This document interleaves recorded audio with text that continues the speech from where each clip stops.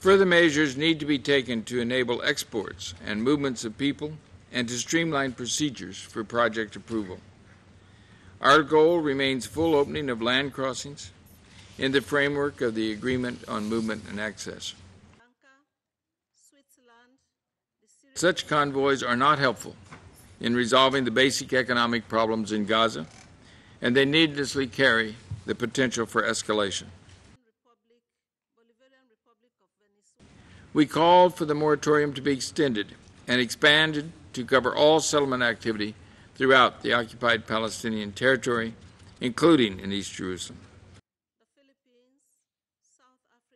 In the period ahead, we must work to bring the parties into direct talks without delay on the basis that gives confidence in the possibility of genuine progress on the core issues and on the ground, including restraint in Jerusalem, implementation of roadmap obligations on settlements, and further measures to empower the Palestinian authorities.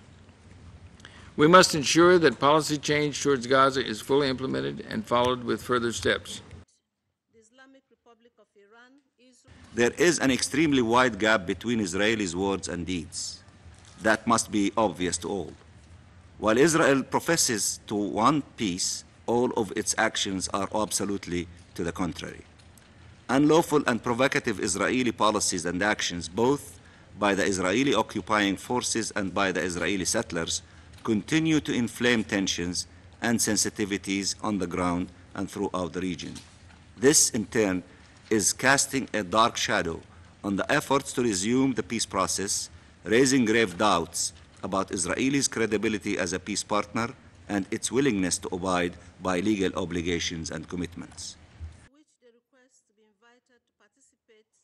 As we seek a way forward, certain basic principles must emerge. The first is security. Israel's security will never be compromised by us.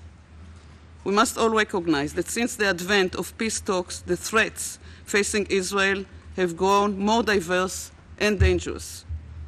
The rockets of Iranian proxies, Hamas and Hezbollah, global terrorism, and the pursuit of nuclear weapons by Iran.